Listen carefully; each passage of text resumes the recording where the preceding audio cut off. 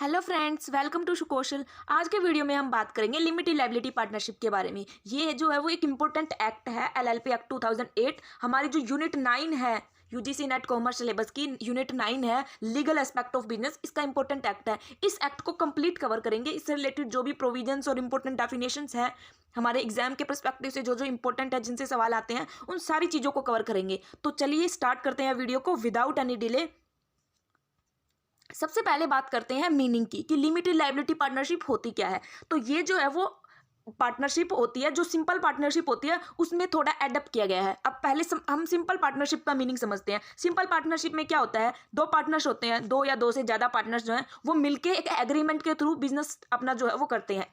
लेकिन उस बिजनेस के अंदर क्या होता है, जो पार्टनर्स होते हैं उनकी जो लायबिलिटी है वो अनलिमिटेड होती है। अब अनलिमिटेड कैसे, अब वो जो पार्टनरशिप कर रहे हैं उसके अंदर अगर उनकी जो लायबिलिटीज है वो बहुत ज़्यादा इंक्रीज हो जाए उनकी एसेट्स के कंपैरिजन, तो वो जो लायबिलिटी है उनको पे करने की, मतलब उन जो लायबिलिटीज़ को पे करने की, वो जो ओब्लिगेशंस हैं उनको पे करने के लिए उनको अपनी पर्सनल एसेट्स का भी यूज करना पड़ सकता है। ठीक है, तो उनकी जो लायबिलिटी है वो अनलिमिटेड होती है, उनकी पर्सनल एसेट्स तक भी। ठीक है, तो लेकिन ये जो नई जो एलएलपी है, लिमिटेड लायबिलिटी पार्टनरशिप, यहाँ पर ऐसा नहीं होता। यहाँ पर जो पार्टनर्स हैं वो सिर्फ उनकी जो लायबिलिटी है, वो जो कैपिटल उन्होंने बिजनेस के अंदर इन्वेस्ट कर रखी है वहीं तक लिमिटेड होती है, वहां तक ही वो लायबल होते हैं बिजनेस की जो एलएलपी है, अपनी जो फर्म है, उनकी पार्टनरशिप फर्म है, उसकी लायबिलिटीज की पेमेंट के लिए। ये मेन डिफरेंस होता है एलएलपी में और सिंपल पार्टनरशिप में। अब ये जो एलएलपी है, ये इसका अपना अलग एक्ट है जिसके अंदर इसको रजिस्ट्रेशन करवाना पड़ता है, एलएलपी एक्ट 2008, और इसी के अंदर इसके प्रोविजंस दे रखे हैं। अब मेन बात करें तो ये एक अलग एंटिटी की तरह वर्क करती है। जैसे अब कंपनीज होती है ना, कंपनी की खुद की अपनी अलग एक पहचान होती है और उसके जो शेयर होल्डर्स हैं वो अलग होते हैं। इसी तरह ही जो ये एलएलपी है, लिमिटेड लायबिलिटी पार्टनरशिप, ये अपनी एक अलग लीगल, एक अलग एंटिटी होती है, अलग बिजनेस यूनिट होती है, एक अलग तरह का कॉर्पोरेट व्हीकल है जिसके थ्रू बिजनेस किया जा सकता है। अब जैसे अब बिजनेस करने के अलग अलग फॉर्म होते हैं। एक सोल प्रोप्राइटरशिप होता है, अकेला बंदा अपना बिजनेस कर सकता है। सिंपल पार्टनरशिप होती है, दो तीन पार्टनर मिलकर काम कर सकते हैं। कंपनीज होती हैं, ऐसे अलग अलग फॉर्म होते हैं। तो ये भी एक कॉर्पोरेट बिजनेस व्हीकल है। फिर बात करें तो इसके अंदर जो है वो, अब जैसे कंपनीज होती है उनका क्या स्ट्रक्चर होगा, उनका क्या इंटरनल स्ट्रक्चर होगा, वो चीज़ भी उन पे भी काफ़ी सारी स्ट्रिक्टनेस होती है, मतलब लॉ की, कंपनी एक्ट की, कि ऐसे ऐसे आपको पूरा स्ट्रक्चर जो है वो करना है। लेकिन जो लिमिटेड लायबिलिटी पार्टनरशिप है, यहाँ पर काफ़ी सारी चीज़ें फ्लेक्सिबल होती है। यहाँ पर जो पार्टनर है उनकी खुद की अपनी मर्जी होती है कि वो किस तरह का अपना जो पूरा इंटरनल स्ट्रक्चर है किस तरह से ऑर्गेनाइज करते हैं अपनी फर्म को। इसमें बहुत ज़्यादा फ्लेक्सिबिलिटी होती है। फिर बात करें नेक्स्ट, जो लिमिटेड लायबिलिटी पार्टनरशिप है, अब पार्टनर्स जो है इस एलएलपी की, उनकी लायबिलिटी तो लिमिटेड होती है, लेकिन जो एलएलपी जो फर्म है उसकी लायबिलिटीज, उसकी जितनी भी एसेट्स हैं वहाँ तक लिमिटेड होती है, मतलब वहाँ तक वो लायबल होती है अपने ओब्लिगेशंस की पेमेंट के लिए, कंप्लीट उसकी एसेट्स हैं उन तक। फिर नेक्स्ट है कि जो पार्टनर्स हैं उनकी लायबिलिटी लिमिटेड होती है, इसकी तो हम बात कर ही चुके हैं। अब हम है ना, ये जो एक्ट है इसके अंदर कुछ इंपॉर्टेंट डेफिनेशंस दे रखी है अलग अलग टर्म से रिलेटेड, वो एग्जाम के परस्पेक्टिव से इंपॉर्टेंट हो जाती है। उनको समझते हैं कि क्या क्या है। सबसे पहले बॉडी कॉर्पोरेट की जो डेफिनेशन है वो दी गई है सेक्शन 2 सब सेक्शन डी के अंदर। इसके अंदर बताया गया है कि बॉडी कॉर्पोरेट क्या होगा, कोई ऐसी कंपनी जो डिफाइन है क्लोज 20 ऑफ सबसेक्शन 2, यानी कि सेक्शन 2 के जो क्लोज 20 है कंपनी एक्ट 2013 का, उसके सेक्शन 2 के under as a company define है, वो तो इंक्लूड होगी बॉडी कॉर्पोरेट में। और उसके अलावा क्या क्या इंक्लूड हो गए, एक एलएलपी जो रजिस्टर है इंडिया के अंदर इस एक्ट के अंदर, या फिर कोई एलएलपी जो इंडिया के बाहर इनकॉर्पोरेटेड है, और कोई कंपनी जो इंडिया के बाहर इनकॉर्पोरेटेड है, वो भी इंक्लूड होंगे बॉडी कॉर्पोरेट के अंदर। ठीक है, इस डेफिनेशन के अंदर। लेकिन क्या क्या इंक्लूड नहीं होंगे, तो इंक्लूड नहीं होंगे एक कॉर्पोरेशन सोल क्या होता है कि अगर कोई सिंगल पर्सन, कोई ऑर्गेनाइजेशन, कोई बिजनेस चला रहा है तो वो इंक्लूड नहीं होंगे बॉडी कॉर्पोरेट के अंदर। और क्या क्या इंक्लूड नहीं होगा, कोऑपरेटिव सोसाइटी जो है वो रजिस्टर्ड है, वो भी नहीं इंक्लूड होगी इन डेफिनेशन ऑफ बॉडी कॉर्पोरेट। और अदर कोई बॉडी कॉर्पोरेट जो गवर्नमेंट के द्वारा, मतलब गवर्नमेंट जो सेंट्रल गवर्नमेंट है उसके अगर किसी नोटिफिकेशन के थ्रू स्पेसिफाई की गई है, मतलब अलग से स्पेसिफाई की गई है, वो भी इंक्लूड नहीं होगी बॉडी कॉर्पोरेट की इस डेफिनेशन के अंडर। ठीक है, तो ये थी डेफिनेशन ऑफ बॉडी कॉर्पोरेट। अब देखते हैं नेक्स्ट।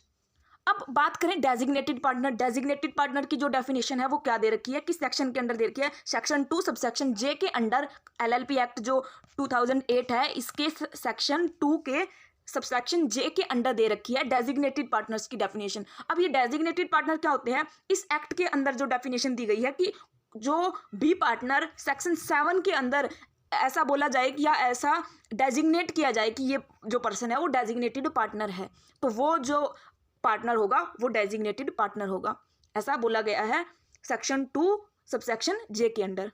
नेक्स्ट जो डेफिनेशन है वो दे रखी है फॉरेन एलएलपी की, कि फॉरेन एलएलपी क्या होती है। तो फॉरेन एलएलपी की डेफिनेशन दे रखी है सेक्शन 2 सबसेक्शन एम के अंडर। फॉरेन एलएलपी कौन सी होगी? जो एलएलपी फॉर्म हुई है या इनकॉर्पोरेट हुई है या रजिस्टर्ड है आउटसाइड इंडिया, ठीक है। ऐसी एलएलपी जो या तो फॉर्म हुई है या फिर इनकॉर्पोरेट या रजिस्टर्ड, इनमें से एक। अगर इनकॉर्पोरेट हुई है या रजिस्टर्ड हुई है तो आउटसाइड इंडिया हुई है, और लेकिन जो वो अपना बिजनेस है यानी कि जो उसका मेन प्लेस ऑफ बिजनेस है वो इंडिया है, वो इंडिया के अंदर है, तो वो जो एलएलपी है वो फॉरेन एलएलपी की कैटेगरी में आएगी। नेक्स्ट जो डेफिनेशन है वो दे रखी है एलएलपी की ही, कि लिमिटेड लायबिलिटी पार्टनरशिप है वो क्या होगी। तो according to section 2 subsection N के अकॉर्डिंग एलएलपी मींस कोई ऐसी पार्टनरशिप जो फॉर्म और रजिस्टर्ड हुई है एलएलपी एक्ट 2008 के अंडर, ठीक है। जो एलएलपी एक्ट 2008 के अंदर बनी है और उसके अंदर ही रजिस्टर्ड हुई है वो पार्टनरशिप एलएलपी होगी।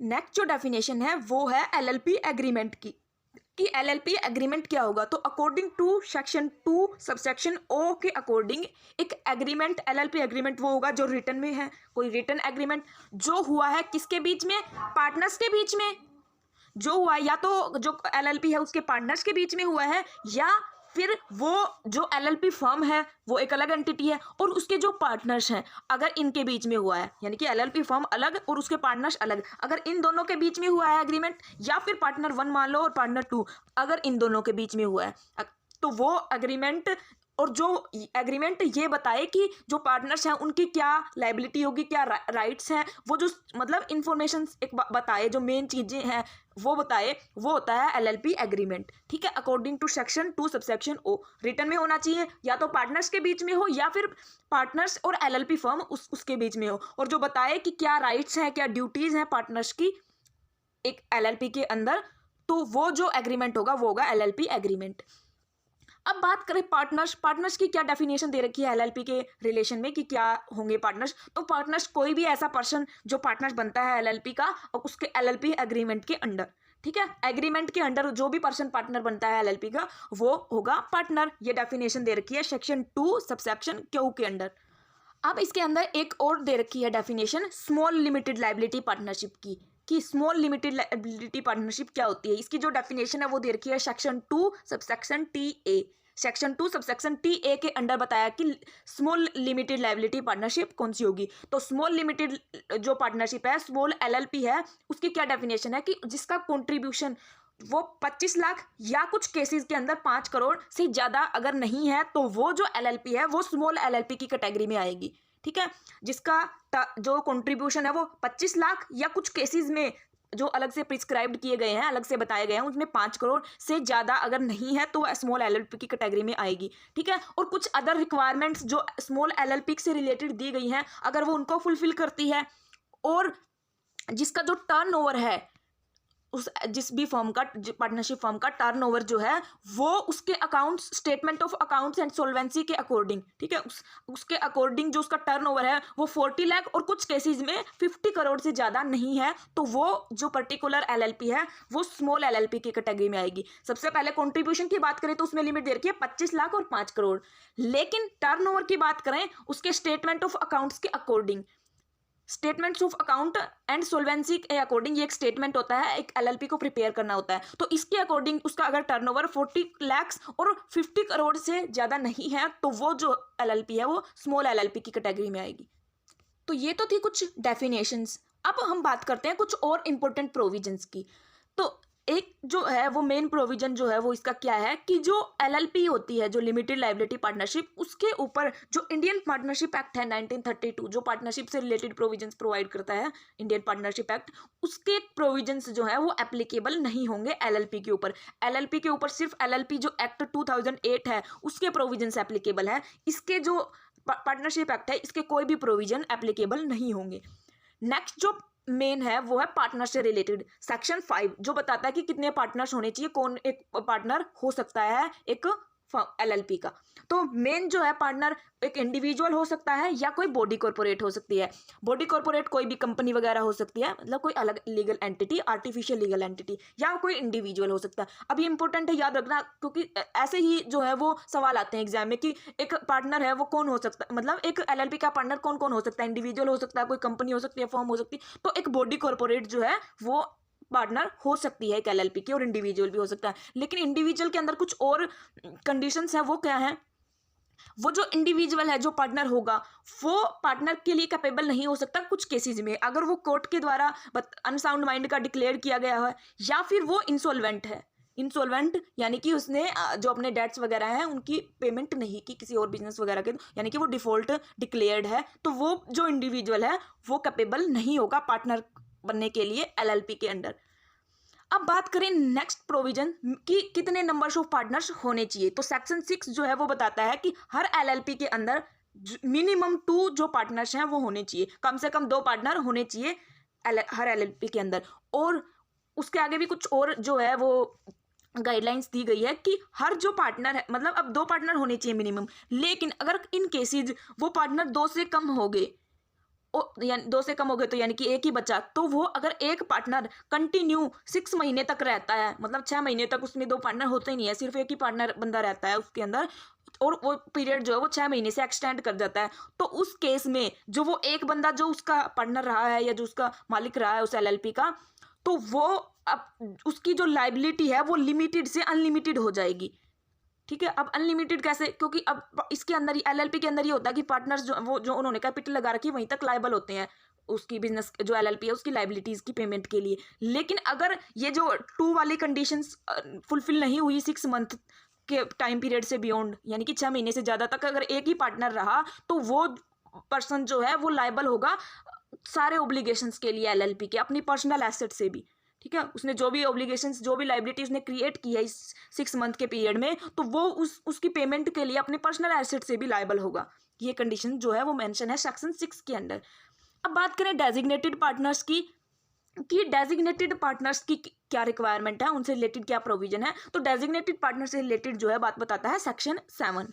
तो इसके सेक्शन 7 के अंदर बताया गया है कि कम से कम 2 जो है LLP के अंदर डेजिग्नेटेड पार्टनर्स होने चाहिए। ठीक है, मिनिमम 2 डेजिग्नेटेड पार्टनर्स होने चाहिए, और वो जो 2 पार्टनर्स हैं डेजिग्नेटेड पार्टनर्स वो इंडिविजुअल होने चाहिए। हमने बात की थी कि पार्टनर्स जो है वो इंडिविजुअल भी हो सकते हैं और बॉडी कॉर्पोरेट भी हो सकते हैं, लेकिन डेजिग्नेटेड पार्टनर जो है वो इंडिविजुअल ही होने चाहिए। ठीक है, और वो जो 2 इंडिविजुअल हैं डेजिग्नेटेड पार्टनर, उनमें से एक पर्सन जो है, एक इंडिविजुअल है, वो इंडिया का रेजिडेंट होना चाहिए। ठीक है, अब ये देखो, दो डेजिग्नेटेड पार्टनर होने चाहिए, दोनों इंडिविजुअल होने चाहिए, यानी कि जो है वो इंडिविजुअल हो, बॉडी कॉर्पोरेट ना हो, और उनमें से एक जो पार्टनर है वो इंडिया का रेजिडेंट होना चाहिए। अब इंडिया का रेजिडेंट होने की क्या कंडीशन है, वो फाइनेंशियल ईयर, पिछले फाइनेंशियल ईयर में 120 दिन के पीरियड तक इंडिया में रहा हो तो वो रेजिडेंट की कैटेगरी में आएगा, और एक इंडिविजुअल रेजिडेंट होना चाहिए। ये जो है वो डेजिग्नेटेड पार्टनर से रिलेटेड कंडीशंस दी गई हैं सेक्शन 7 के अंदर। अब कुछ और भी चीज़ें बताई गई हैं इसके अंदर कि जो अगर मान लो इन केस कि LLP है उसके सारे पार्टनर्स जो हैं वो इंडिविजुअल नहीं है, वो बॉडी कॉर्पोरेट्स हैं। ठीक है, बॉडी कॉर्पोरेट्स हैं, तो उस केस के अंदर जो वो बॉडी कॉर्पोरेट्स यानी कि कोई जो कंपनीज वगैरह हैं उनके जो नॉमिनीज होंगे, उन बॉडी कॉर्पोरेट्स के जो नॉमिनीज होंगे वो designated partners as a designate किए जाएंगे, यानी कि उनको as a designated partners appoint किया जाएगा। अगर सारे ही पार्टनर वो है तो बॉडी कॉर्पोरेट है, तो इंडिविजुअल नहीं है, तो ये कंडीशंस यहाँ पर दी हुई है। अब हम बात करते हैं कुछ फीचर्स की। अब इतनी सारी चीज़ें हमने LLP के बारे में पढ़ ली, तो अब इसके मेन जो फीचर्स हैं वो देखते हैं। तो जो LLP का जो बिजनेस है वो सिर्फ प्रॉफिट पर्पज के लिए होना चाहिए, यानी कि अगर नॉन प्रॉफिट पर्पज से कोई LLP को अपनी कोई LLP क्रिएट करता है, स्टेबलाइज करता है, तो वो नहीं हो सकती। LLP जो है वो सिर्फ प्रॉफिट पर्पज के लिए हो सकती है। नेक्स्ट है परपीचुअल सक्सेशन। अब परपीचुअल सक्सेशन का क्या मतलब है कि जो LLP है उसका जो टाइम पीरियड है वो कंटिन्यू चलता रहेगा, उसका जो पार्टनर्स के आने से या जाने से उसके ऊपर कोई फर्क नहीं पड़ेगा, यानी कि जो LLP है वो कंटिन्यू लॉन्ग टाइम तक चलती रहेगी। जैसे अब कंपनीज होती हैं, कंपनीज में को शेयर होल्डर्स के साथ कोई फर्क नहीं पड़ता, मतलब उनका परपीचुअल सक्सेशन होता है। कंपनी जो है वो हमेशा चलती रहती है, शेयर होल्डर्स आए जाएं, उससे कंपनी के जो वर्किंग है उसके ऊपर कोई फर्क नहीं पड़ता। ऐसे ही LLP के केस में होता है कि LLP जो है उसके ऊपर कोई फर्क नहीं पड़ेगा, पार्टनर्स उसके अंदर आ रहे हैं जा रहे हैं, वो कंटिन्यू अपना वर्क करती रहेगी। लेकिन जो सिंपल पार्टनरशिप होती है उसके अंदर ऐसा नहीं होता। उसके अंदर जो अगर पार्टनर्स है, नया पार्टनर आया है, तो फिर वो जो पूरा एग्रीमेंट है वो दोबारा क्रिएट किया जाता है, मतलब वो फिर नए तरीके से फिर स्टार्ट होती है पार्टनरशिप। लेकिन एलएलपी के केस में ऐसा नहीं होता। इसका जो सक्सेशन है वो परपेचुअल लॉन्ग पीरियड तक चलता रहता है। नेक्स्ट जो फीचर है वो है सेपरेट लीगल एंटिटी। जो एलएलपी होती है वो एक अलग लीगल एंटिटी होती है, उसकी अपनी एक अलग पहचान होती है। अब अलग पहचान कैसे कि जो एलएलपी है अगर वो किसी वो अपने नाम से कोई भी एसेट्स वगैरह खरीद सकती है, कोई मतलब अपनी उसकी एक अलग पहचान होगी। उसके पार्टनर्स जो है वो अलग है, उसकी खुद की अलग पहचान होगी। अगर कोई रजिस्टर्ड जो एलएलपी है उसकी अलग एंटिटी होती है। एलएलपी एग्रीमेंट, एलएलपी के अंदर एलएलपी एग्रीमेंट साइन किया जाता है पार्टनर्स के बीच में, ठीक है। फिर उससे ही जो उसके अंदर ही पूरी ड्यूटीज और जो राइट्स हैं क्या होगी पार्टनर्स की वो डिफाइन होती है। नेक्स्ट बात करें म्यूचुअल एजेंसी। एलएलपी जो एक म्यूचुअल एजेंसी है, जो पार्टनर्स हैं, इंडिविजुअल्स हैं, वो आपस में म्यूचुअली एग्रीमेंट करके जो है वो अपना जो बिजनेस है वो चलाते हैं। फिर है नेक्स्ट कॉमन सील। एलएलपी की भी कंपनीज की तरह अपनी एक कॉमन सील होती है, जो वो अपने जो डॉक्यूमेंट्स जिनको वेरीफाई करने के बाद उन पर लगाई जाती है, उसकी अपने नाम की जो है वो एक सील होती है। नेक्स्ट फीचर है आर्टिफिशियल लीगल पर्सन। अब जो एलएलपी होती है वो एक आर्टिफिशियल लीगल पर्सन की तरह होती है, यानी कि उसके खुद का अपना नाम होगा, खुद के अलग से जो है वो अब सील है। अब मतलब आर्टिफिशियल पर्सन तो साइन तो हो नहीं सकते, तो उसकी अपनी एक सील होती है जो एज ए सिग्नेचर ट्रीट की जाती है। कंपनी का खुद के नाम से, कंपनी जो खुद है वो अपने नाम से अपनी जो एसेट्स वगैरह है वो रजिस्टर करवा सकती है, कंपनी के नाम से रजिस्टर हो सकती है। मतलब कंपनी नहीं, एलएलपी के खुद के अपने नाम से जो है वो एसेट्स वगैरह रजिस्टर हो सकती है। वो किसी पे केस भी कर सकती है, और पर्टिकुलर एलएलपी है उसके ऊपर भी केस किया जा सकता है, क्योंकि वो जो है एक आर्टिफिशियल लीगल पर्सन होती है। बात करें लायबिलिटी की, तो लायबिलिटी लिमिटेड होती है पार्टनर्स की, क्योंकि जो एलएलपी है उसके अंदर जो वे पार्टनर्स हैं वो सिर्फ अपनी जो कैपिटल उन्होंने इन्वेस्ट करके वहीं तक लायबल होते हैं। मैक्सिमम और मिनिमम नंबर ऑफ पार्टनर्स की हमने बात कर ली। मिनिमम जो नंबर ऑफ पार्टनर्स हैं वो कम से कम 2 होने चाहिए, और 2 डेजिग्नेटेड पार्टनर्स होने चाहिए, यानी कि 2 पार्टनर्स होने चाहिए, और डेजिग्नेटेड पार्टनर्स की जो लिमिटेशन है वो भी मिनिमम 2 है। मैक्सिमम की बात करें तो मैक्सिमम कोई लिमिट नहीं होती, एलएलपी के अंदर कितने भी पार्टनर्स हो सकते हैं। बिजनेस और मैनेजमेंट की बात करें तो जो बिजनेस है वो पार्टनर्स के द्वारा ही अपना जो है वो पूरा मैनेज किया जाता है, मतलब बिजनेस जो मैनेजमेंट है वो पार्टनर्स के द्वारा किया जाता है। एलएलपी जो है वो एक बॉडी कॉर्पोरेट है, ये तो हमने एक्ट में इसमें डेफिनेशन बताई हुई है कि एक बॉडी कॉर्पोरेट होती है एलएलपी। तो ये थी मेन फीचर्स। अब बात करते हैं आगे प्रोसेस ऑफ एलएलपी फॉर्मेशन, कि कैसे एलएलपी जो है वो फॉर्म होती है, उसका क्या प्रोसीजर होता है।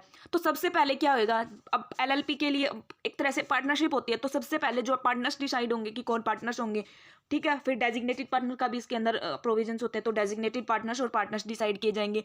फिर उसके बाद जो है वो अपने जो है वो डिजिटल सिग्नेचर्स ऑब्टेन करेंगे, ठीक है। DPIN होता है, डिजिटल जो सिग्नेचर्स हैं वो ऑब्टेन करेंगे। उसके बाद वो जो एलएलपी है उसका नाम जो है वो डिसाइड करेंगे। नाम के बाद एक एग्रीमेंट प्रिपेयर करेंगे, एलएलपी एग्रीमेंट, जिसके अंदर वो अपनी जो राइट्स ड्यूटीज़ हैं कि एक एलएलपी के केस में कि क्या क्या होंगी, वो सारा जो एग्रीमेंट है वो किया जाएगा, रिटन एग्रीमेंट। फिर जो डॉक्यूमेंट्स जो फाइल करवाने होते हैं रजिस्ट्रार के लिए, रजिस्ट्रार के पास उन डॉक्यूमेंट्स को फाइल किया जाएगा, इलेक्ट्रिकली फाइल किए जाएंगे डॉक्यूमेंट्स, जो भी डॉक्यूमेंट्स रिक्वायर्ड होते हैं रजिस्ट्रेशन के लिए। फिर फाइनली जो है उनको सर्टिफिकेशन जो है एलएलपी के रजिस्ट्रेशन का वो मिल जाएगा, ठीक है। तो ये जो पूरी है वो पूरा जो है प्रोसीजर होता है एलएलपी के फॉर्मेशन का, कि कैसे जो एलएलपी है वो एक फॉर्म होती है। अब फॉर्म होने के बाद, रजिस्ट्रेशन होने के बाद एलएलपी का क्या इफेक्ट होता है एलएलपी के ऊपर, मतलब किस किस क्या चीज़ों के लिए कैपेबल हो जाती है वो एलएलपी फॉर्म। तो रजिस्ट्रेशन के बाद जो एलएलपी है वो एक अपनी उसकी एक अलग अपनी पहचान बन जाती है, एक अलग लीगल एंटिटी बन जाती है। तो वो किसी के ऊपर केस कर सकती है, उसके ऊपर भी कोई केस कर सकता है, ठीक है। तो सुइंग भी और बीइंग शूड, उसके ऊपर कोई कर सकता है और वो भी किसी के ऊपर शो कर सकती है, यानी कि कोई केस फाइल कर सकती है। उसकी अपनी जो है वो एक कॉमन सील होगी, ठीक है। लीगल एंटिटी बन गई है तो उसकी अपनी एक अलग सील होगी जो एक तरह से सिग्नेचर की तरह वर्क करेगी। अपने नाम से वो कोई एसेट्स वगैरह है वो होल्ड कर सकती है, और बाकी जो अदर जो एक्ट्स हैं मतलब एक एज आर्टिफिशियल पर्सन जो एक कॉरपोरेट एंटिटी वो कर सकती है, वो कैपेबल होती है करने के लिए। तो ये इफेक्ट होता है रजिस्ट्रेशन के बाद।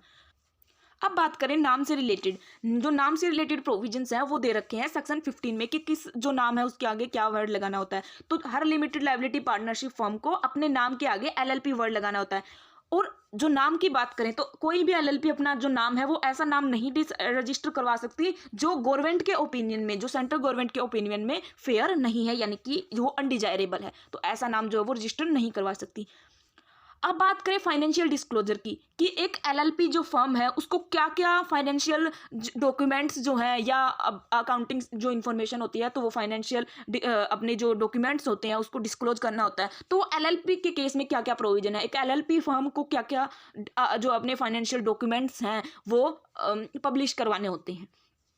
तो जो एक एलएलपी है उसको सेक्शन 34 के अंडर अपनी जो बुक्स ऑफ अकाउंट्स हैं वो प्रॉपर मेंटेन करने होते हैं और उनको ऑडिट्स भी करवाना होता है एलएलपी को। तो हर एलएलपी को अपनी proper books of accounts maintain करने होते हैं, उसके अफेयर्स यानी कि जो उसके अकाउंटिंग अफेयर्स है उससे रिलेटेड हर साल मतलब मेंटेन करने होते हैं। किसी भी बेसिस पे कर सकती है, कैश बेसिस पे भी, एक्रूअल बेसिस पे भी। ठीक है, ये बेसिस होते हैं अकाउंटिंग के कि किस बेस पे अकाउंटिंग की जा रही है। तो कैश बेसिस पे भी हो सकती है और एक्रूअल बेसिस पे भी हो सकती है। डबल एंट्री जो सिस्टम है यानी कि अकाउंटिंग करते टाइम जो डबल एंट्री सिस्टम है उसका यूज़ करना है। और वो जो पूरा जो सिस्टम है ये अभी ये मेंटेन करने वाला उसको जो मेन उसका जो हेड क्वार्टर होता है, जो हेड ऑफिस जो जहाँ पे वो रजिस्टर्ड होती है, जो रजिस्टर्ड ऑफिस वहाँ पर भी वही सारी चीज़ें मेंटेन करनी होती है। तो ये तो होगा मेंटेन से रिलेटेड प्रोविजन। अब मेंटेन में भी एक जो हमने पहले भी बात करी थी इसकी स्टेटमेंट ऑफ अकाउंट्स एंड सोल्वेंसी की, ये जो है वो हर एलएलपी को प्रिपेयर करना होता है। तो हर एलएलपी को हर 6 मंथ मतलब हर 6 मंथ नहीं, जो फाइनेंशियल ईयर खत्म होने वाला होता है ना फाइनेंशियल ईयर, उसके 6 महीने के अंदर अंदर हर एलएलपी को अपना जो statement of accounts and private account and solvency जो है ये एक स्टेटमेंट होता है इसका एलएलपी का, ये इसको प्रिपेयर करना होता है। ठीक है, जो प्रिस्क्राइब्ड जो फॉर्मेट है एक्ट के अंडर उसके थ्रू, और उस स्टेटमेंट के ऊपर जो कंपनी जो एलएलपी के डेजिग्नेटेड पार्टनर्स हैं उनके सिग्नेचर्स भी मैंडेटरी होते हैं, उसके ऊपर साइन करने होते हैं। तो और हर फाइनेंशियल ईयर के मतलब विद इन 6 मंथ्स खत्म होने के उसको प्रिपेयर करना होता है, ये स्टेटमेंट एलएलपी को प्रिपेयर करना होता है, ये स्टेटमेंट ऑफ अकाउंट एंड सोल्वेंसी।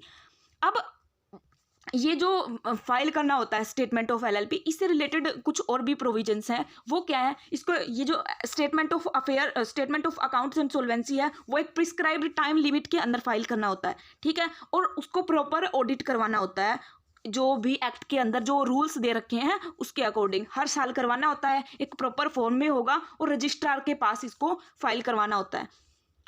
अब बात करें कि अगर कोई एलएलपी जो है वो ना फाइल करवाए, ठीक है, या डिफॉल्ट कर दे ये जो स्टेटमेंट ऑफ अकाउंट्स और सोल्वेंसी है उसको प्रिपेयर करने में, तो उसके ऊपर क्या पेनल्टी लगेगी। तो जो एलएलपी है और उसके डेजिग्नेटेड पार्टनर्स हैं वो लायबल होंगे पेनल्टी के लिए 100 रुपीज़ के लिए हर डे, जितने भी दिन वो लेट करेंगे, जितने भी दिन तक वो फाइल नहीं करवाएंगे रजिस्ट्रार के पास, वो अपना जो स्टेटमेंट ऑफ अकाउंट्स और सोल्वेंसी है वो अगर नहीं फाइल करवाएंगे तो हर दिन के लिए 100 रुपये की उनके ऊपर पेनल्टी लगेगी, फाइन लगेगा।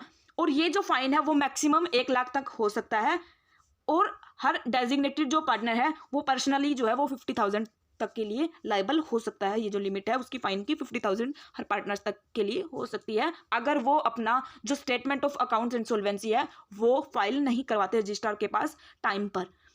अब बात करें एनुअल रिटर्न की, एनुअल रिटर्न से भी रिलेटेड प्रोविजन है सेक्शन 35 के अंडर। हर एलएलपी को अपने जो एनुअल रिटर्न है वो फाइल करवानी पड़ती है रजिस्ट्रार के पास 16 डेज के विद इन, जो फाइनेंशियल ईयर खत्म होने वाली होती है ना, जैसे अब 31 मार्च जो होती है ज़्यादातर केसेस में, तो 31 मार्च के 60 डेज के विद इन में, मतलब उसके 60 डेज के खत्म होने के 60 डेज पहले तक का जो टाइम पीरियड है उसके अंदर अपने जो एनुअल रिटर्न्स हैं वो फाइल करवानी पड़ती है रजिस्ट्रार के पास। ठीक है, ये मैंडेटरी होता है। अब बात करें वाइंडिंग अप की कि एक जो एलएलपी है वो कैसे बंद हो सकती है, उसकी वाइंडिंग अप जो क्या प्रोसीजर होती है, किस किस वे में हो सकती है। तो 2 तरीके होते हैं, या तो वॉलंटरीली, या तो वो अपनी खुद की मर्जी से पार्टनरशिप चाहे तो अपने एग्रीमेंट के थ्रू हो सकते हैं, या फिर ट्रिब्यूनल के थ्रू। तो अब वॉलंटरी है तो उसमें अपनी मर्जी है भाई, जब चाहे उनका जब मन करे या जब मतलब उनको अकॉर्डिंग सही लगे तब वो करवा सकते हैं बंद। ट्रिब्यूनल के अंदर कुछ केसेस होते हैं कि किन किन केसेस में जो है वो ट्रिब्यूनल बंद कर मतलब वाइंड अप कर सकता है, ऑर्डर दे सकता है वाइंड अप के।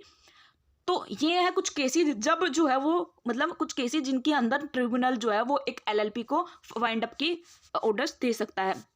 तो अगर एलएलपी खुद ही डिसाइड कर ले ट्रिब्यूनल के अंडर, वो तो सिंपल वॉलंटरी वाला ही हो गया, लेकिन वो अगर एलएलपी ये डिसाइड कर ले कि उनको ट्रिब्यूनल के अंडर जो है वाउंड अप होना है तो वो केसेस, या फिर जो एलएलपी है उसके अंदर मिनिमम जो 2 पार्टनर्स वाली जो लिमिट है वो अगर 6 महीने तक से के टाइम पीरियड से ज़्यादा तक रह जाए तो ट्रिब्यूनल ऑर्डर दे सकता है एलएलपी के बंद होने के, वाइंड अप होने के। या फिर नेक्स्ट जो केस है वो क्या हो सकता है कि अगर जो एलएलपी है वो अपने जो डेट्स हैं, अपनी जो लोन्स हैं वो पे करने के लिए अनेबल हो जाए, ठीक है, वो पे ही ना कर पाए, तो उस केस में जो है ट्रिब्यूनल ऑर्डर दे सकता है एलएलपी के बंद होने की। या फिर ट्रिब्यूनल को लगे कि जो एलएलपी है वो कुछ ऐसा काम कर रही है जिससे इंडिया की जो सोवरेनिटी और इंटीग्रिटी है वो अफेक्ट हो रही है, वो उसके अगेंस्ट कोई काम कर रही है, तो उस केस में ट्रिब्यूनल ऑर्डर दे सकता है एलएलपी के बंद होने की। या फिर अगर कोई एलएलपी फर्म जो इनको accounts statement of accounts and solvency file करवाना होता है, वो अगर 5 साल तक लगातार 5 साल तक उसमें डिफॉल्ट करते रहे, करवाए ना या गलत करवाए, तो उस केस में भी ट्रिब्यूनल ऑर्डर दे सकता है एलएलपी के वाइंड अप के। या फिर एक और केस क्या हो सकता है कि अगर ट्रिब्यूनल को लगे कि जो ये कंपनी है इसका बंद होना ही मतलब सोसाइटी के लिए या पब्लिक के लिए सही है, या इसका अभी ये टाइम है बंद होनी चाहिए, तो उस केस में मतलब उसको ओपिनियन उसको खुद को लगे ऐसा, तो उस केस में भी वो ऑर्डर दे सकता है एलएलपी के वाइंड अप के। तो ये केसेस है जिनके अंदर जो है एक ट्रिब्यूनल के थ्रू एक एलएलपी जो है वो वाइंड अप हो सकती है। तो ये थी आज की वीडियो। यहाँ पर हमने एक प्रीवियस ईयर क्वेश्चंस ऐड किया है। ये जो है आज का हमने जो टॉपिक कवर किया है एलएलपी वाला, उसी से पूछा हुआ है। अभी जो पेपर हुआ था जून 2022 वाला, अक्टूबर में जो कंडक्ट हुआ था उसमें आया हुआ था ये। तो ये आज हमने जो चीज़ें करी उन्हीं में कवर है। इसका जो आंसर है वो आप कमेंट सेक्शन में बताओगे कि क्या है। तो आई होप कि आपको जो वीडियो है वो इन्फॉर्मेटिव लगी होगी। अगर आपको इसका पीडीएफ चाहिए तो आप जो टेलीग्राम चैनल है हमारा ये ज्वाइन कर सकते हो, वहाँ पर हम शेयर कर देंगे, ठीक है। फिर मिलते हैं नेक्स्ट वीडियो में।